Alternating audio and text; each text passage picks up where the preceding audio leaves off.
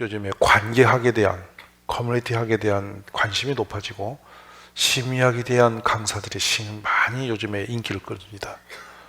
그것은 점점 사회가 발전해 갈수록 사람의 관계가 어려워진다는 것을 반증하는 장면입니다. 요즘에 이렇게 강사들의 인기 순위를 보면 거다수가 심리학적이나 관계학에 대한, 커뮤니티학에 대한 분들이 뜨고 있어요. 제가 이름을 대면 몇 명이 그냥 여러분의 그냥 나올 거예요. 아, 그분들 이렇게 나올 거예요. 그러다 보니까 지금 이 세상이 뭘 말하고 있냐면 사람이 사는 게 어려워졌다라는 거예요.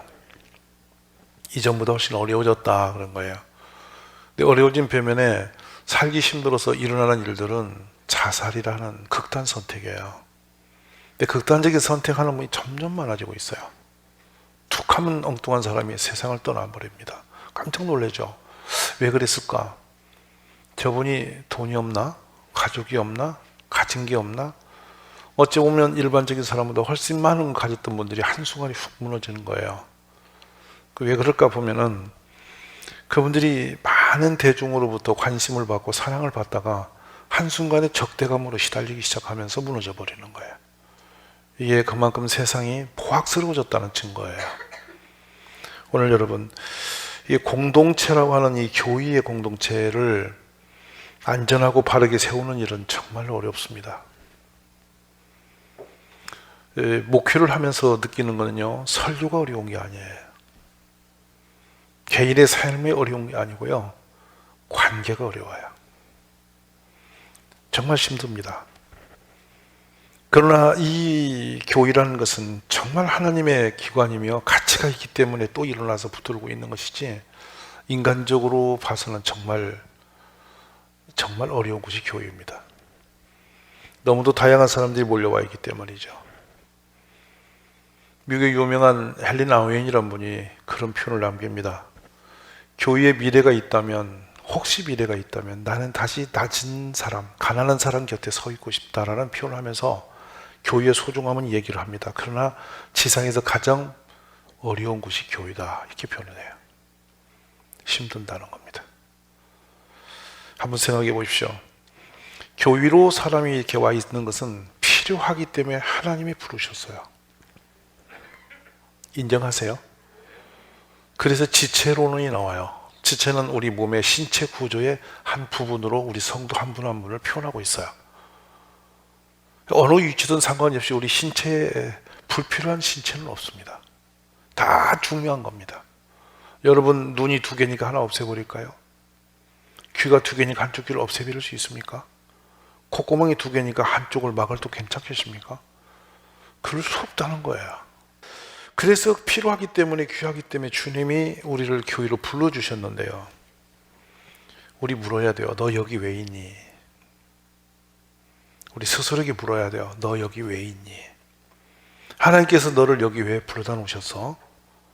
그것도 물어요. 사는 이유가, 힘든 이유가 뭐야? 라고 물어봐야 돼요.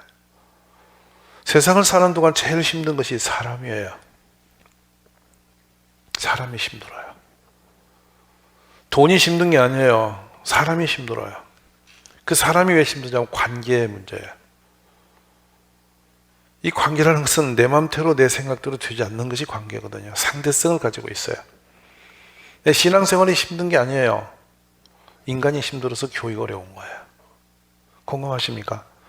예수님이 힘든 게 아닙니다. 교인들이 힘들어서 교회가 어려운 거예요.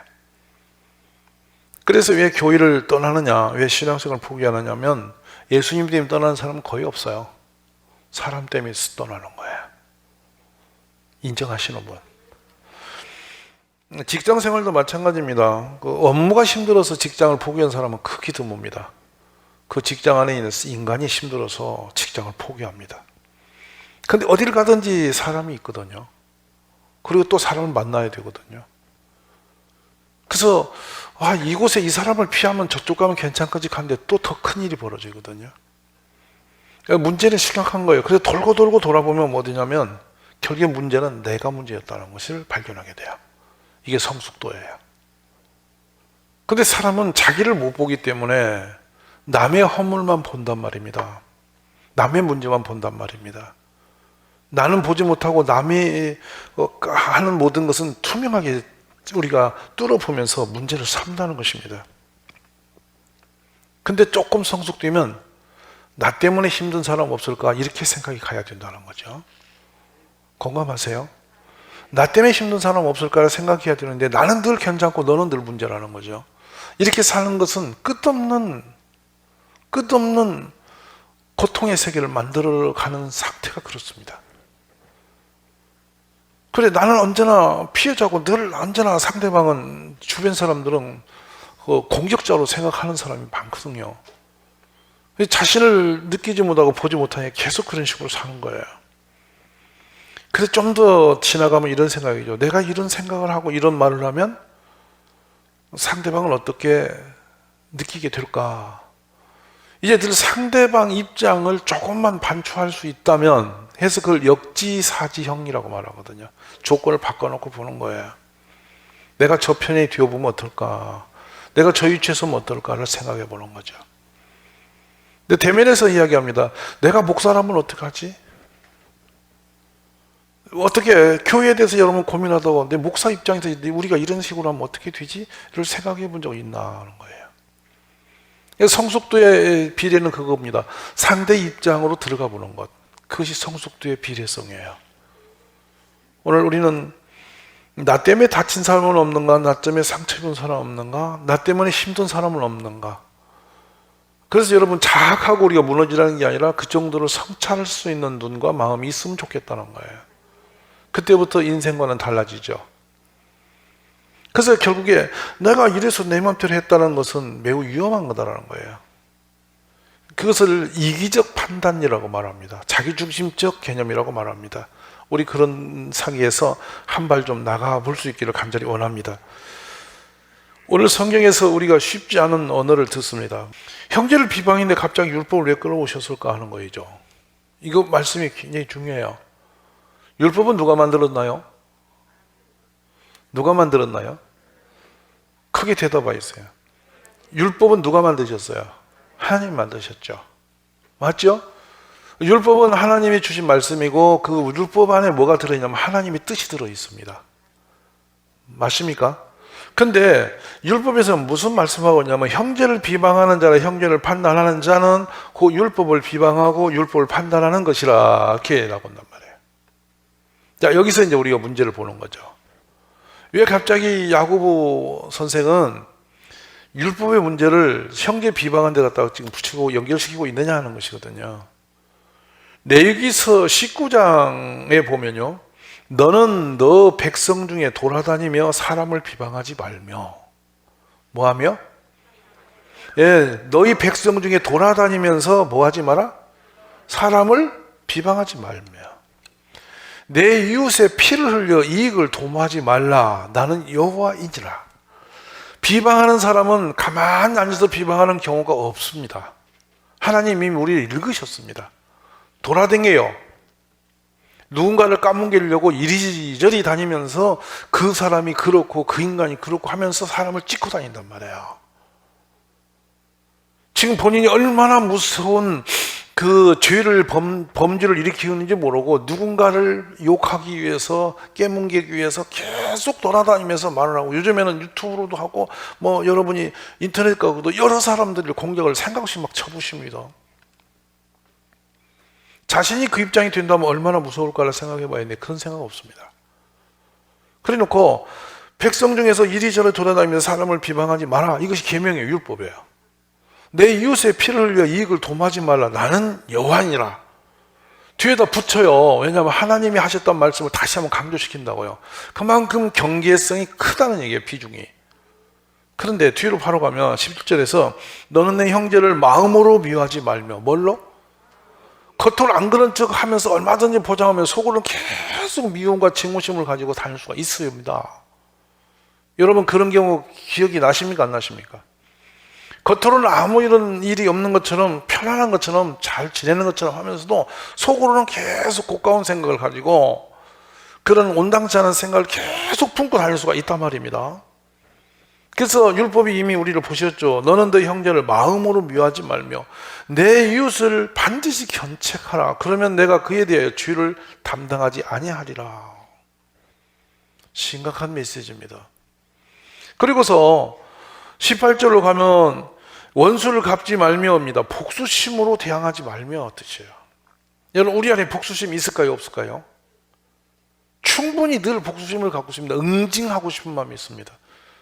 내가 힘든 사람 만나면 그 사람이 어떻게 해버리면 좋겠지, 이런 생각을 갖게 되어 있어요.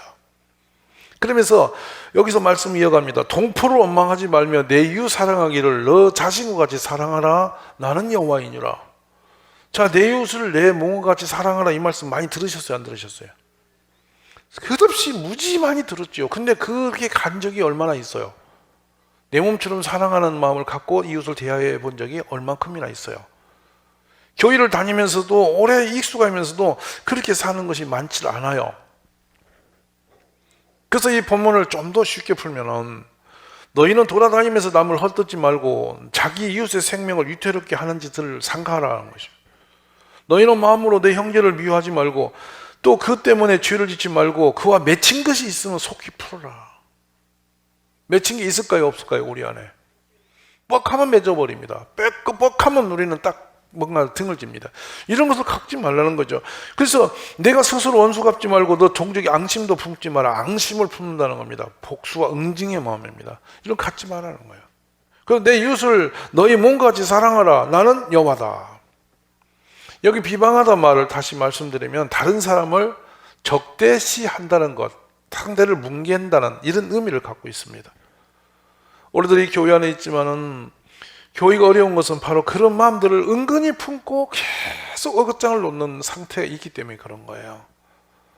우리가 어디서 어떻게 살든지 그런 마음을 품는 온당치 않음에서는 정말 깨어날 수 있기를 주의 이름으로 축복합니다. 그 율법이라는 것은 하나님 마음이신데요, 우리는 종종 그런 말이에요. 성도의 희망이 뭡니까? 하나님 음성 듣고 싶은 게 아니에요? 하나님 음성 듣고 싶어 하시잖아요, 여러분. 그래서 어떤 분은 하나님 음성 듣는다고 막 골방에 들어가야 된다고 세상 다 잠들어 앉아서 성경을 뒤집하고 앉았어요. 근데 나와서 남을 욕하고 다녀요. 그래서 지금 성경에서 뭐라고 하나님 마음을 드러내셨잖아요. 내 형제를 비방하지 말라고.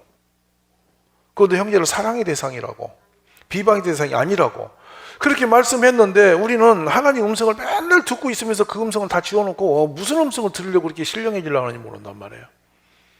다 이미 들려와 있고 내 앞에 와 있는 말씀은 그냥 뭉개놓고 깡그리 무시하면서 무슨 음성을 어떤 말씀을 더 들으려고 그렇게 신령해진 짓을 하는지 모르겠어요. 이건 온당치 않다는 거예요.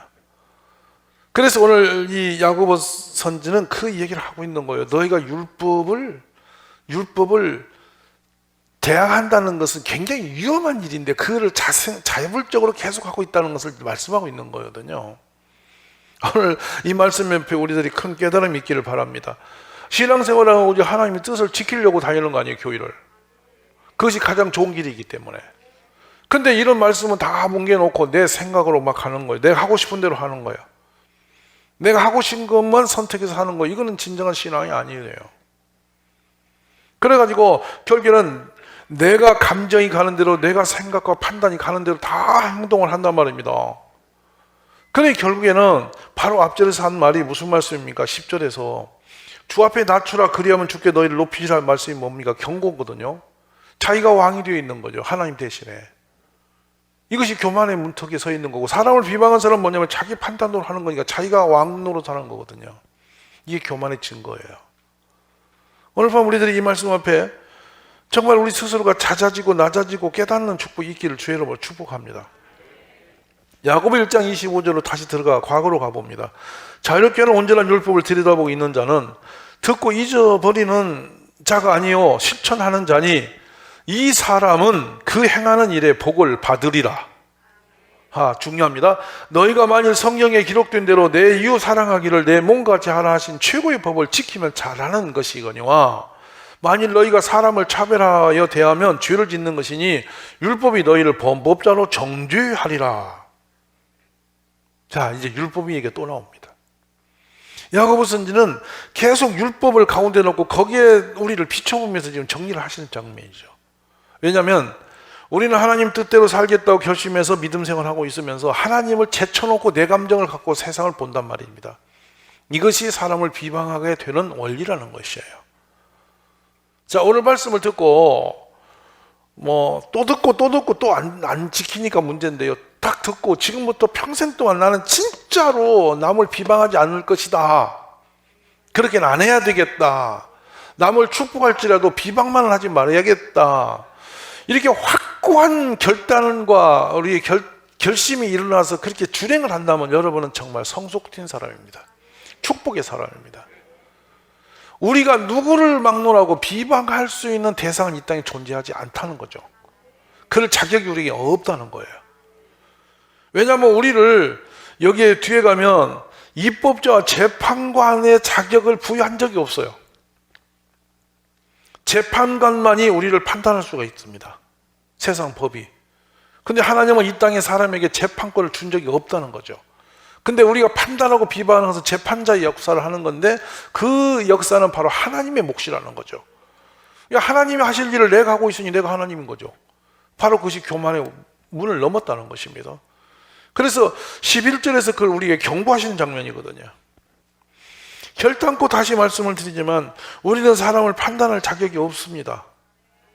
그래서 신명기 32장 39절에 그럽니다. 우리 하나님이 어떤 분이냐면 하나님만이 이제 율법을 만드신 분이고 재판권이 가지신 분인데 근데 그 권한을 우리가 행사를 한다는 거예요. 갖고 나와서.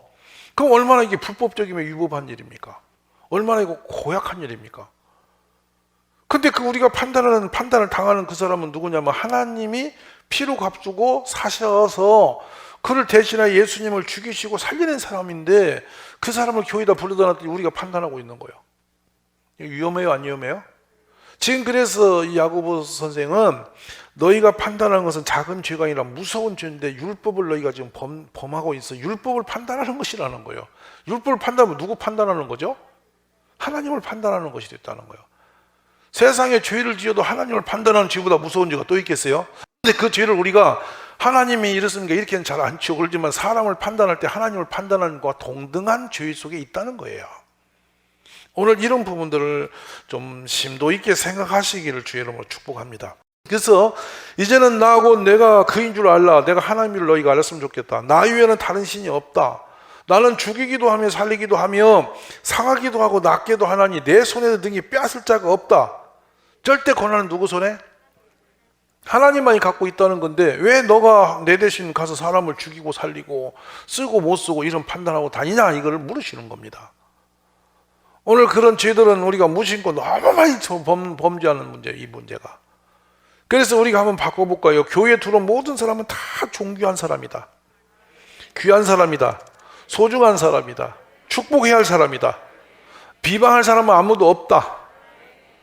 이것을 우리 가슴 깊이 새기면서 정리하면 복이 있을 줄로 믿습니다. 사도 바울이 그런 표현을 한 적이 있어요. 고린도 교인들에게. 내가 너희를 높이려고 나를 낮췄더니 내가 하나님의 복음을 값없이 너희에게 전했더니 그것이 죄냐? 왜 너희가 나를 판단하냐? 바울 사도가 일반적으로 교회로부터 받아야 할 권한을 누리지 않고 다 찾아서 그렇게 굽신굽신하면서 성도를 섬겼더니 아주 깔아뭉개는 거야. 무시해버린 거야. 바울이 생각하니까 이게 너무나 교회가 자기한테 잘못하는 거라. 너무나 그렇게 하면 안 되는 거라. 그래서 지금 이 말씀을 하고 있는 겁니다. 우리 로마서에서 바울 사도는 우리 이런 말씀을 주십니다. 13장 8절에서 피차 사랑의 빛 위에는 아무에게도 아무 빛도 치지 마라. 남을 사랑하는 자는 율법을 다 이루었느니라. 아멘입니까? 남에게 죄를 짓지 마십시다. 이웃에게 죄 짓지 마십시다. 이웃을 내 기분대로 내 기준대로 판단하고 비방해가지고 그 사람에게 상처 입히는 일을 하지 않기를 원합니다. 우리는 축복하며 살아도 시간이 없어요. 축복하며 살아도 우리가 평생 축복해도 지금 우리에게는 여한이 없어요, 여러분. 오늘 우리 서로를 보면서 축복하는 사람이 되었으면 좋겠어요. 그리고 항상 남을 함부로 막 주장하지 마세요. 이거 굉장히 위험해요. 제일 범죄하기 쉬운 게 뭐냐면 목사들이거든요. 목사는 지도자라고 그래서 책임을 맡으라고 그래가 성도를 막 우리가 이래라 저래라 막 그렇게 하려고 그러는데, 목사 말고도 그런 분이 교회에 무지 많이 나옵니다. 남의 인생을 좌우지하고 이래라 저래라 이렇게 막 판단하고 해서 휘두르는 것은 불법이라는 겁니다. 그렇게 하지 말래요.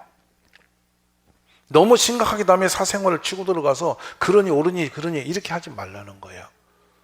본인의 삶을 우리는 뒤에서 조용히 기도로 돕고 잘 되어지기를 축복하는 것이 우리의 몫이라는 거지, 가서 거기다가 간섭을 해가지고 뭐 그렇게 하면 되겠냐 안 되겠냐 이런 말 함부로 하지 말라는 거예요. 교회에 들으면 연약한 사람들이 제일 힘드는 것이 너무 어른이 많은 거예요. 그래갖고 맨날 이러면 너 왜 그랬냐고 꼭 막 공격을 하고 막 뭐라 하고 이렇게 하는 거예요. 그게 상처받아서 도대체 교회 와갖고 내가 자유가 없어졌다는 거예요. 예수님을 들어보십시오. 진리를 알지니 진리가 너희를 자유케 하리라. 맞습니까? 그러니 수고하고 무거운 짐자가 다 내게로 오라. 내가 너희를 쉬게 하리라. 맞습니까? 근데 교회에 들어왔더니 쉬는 게 아니라 너무 많은 올무를 갖다 걸치기 시작한 거예요. 여기는 이렇게 해야 되고 저기는 저렇게 하고, 그러니까 그렇게 안 하면 안 되고 막 이렇게 엮어가지고 막 사람을 몰아치는 거예요. 그래서 말합니다. 우리 에베소서에서는 우리의 성장 과정을 뭘로 비유하냐면 공사 과정으로 봅니다. 미완성 공사 과정. 공사 중은 불편한 거예요. 미완성이니까. 여러분, 우리가 다 어떤 사람들이냐면 공사 중이야. 공사 중, 아직 미완성. 준공이 안 떨어졌어. 완성적이 아니까 모질된 존재라고. 완성 딱 되면 천국 가시는 거예요. 아멘이요? 아쉬워요? 미완성으로 오래 사는 게 좋겠어요? 완성 딱지 붙을 날이 온다고요. 미완성 되었기 때문에 하나님이 지금 만지고 계신데 네가 왜 뛰어들어 날개를 내냐는 거예요. 우리 그러지 마세요. 이제는 생각해요. 지지금 살게 놔둬라. 아멘입니까? 자기 그냥 그만큼 수준으로 사는가 보다. 그리고 그냥 우리는 응원해 주는 겁니다. 교회는요, 근본적으로 지상에서 가장 안전한 곳이 교회입니다. 그럼 안전하다는 뜻이 뭐죠? 어떤 허물과 어떤 나의 그 죄를 드러놔도 덮어줄 수 있는 것이 교회라고요. 이게 근본 교회라고요. 그래서 허물과 죄로 죽었던 너희를 살린 것이 예수님이 하신 일이시잖아요. 근데 교회에서 허물과 죄를 자꾸 까발려 올려요. 왜 교회가 아니에요, 그거는? 그건 정상적 교회가 아니야. 우리 교회는 허물과 죄를 덮어주는 곳이 교회예요. 우리 그렇게 사는 것이 정당한 거예요. 알아들으십니까? 이제 우리는 누구의 허물과 죄를 들어 올려서 공격하고 돌 들고 서성거리는 사람이 아니에요. 교회는 여러분 허다한 허물이 덮어지는 곳이에요. 이게 축복입니다. 맞습니까? 우리 앞으로 오늘 말씀을 심각하게 듣는 지혜로움 있기를 간절히 바랍니다. 간음하지 마라, 살인하지 마라, 도둑질 마라, 탐내지 마라. 그 위에 다른 계명이 있을지라도 내 이웃을 내 자신같이 사랑하라 하신 그 말씀 가운데 다 들었다. 뭐니 다 하지 말았는데 그거 의미 없어. 그냥 이웃을 사랑하면 이런 짓 안 해. 봐요. 이웃을 사랑하는 사람이 간음합니까? 이웃을 사랑하는 사람이 살인합니까? 이웃을 사랑하는 사람이 도둑질하겠습니까? 이웃을 사랑하는 사람이 남의 걸 이렇게 탐내겠습니까?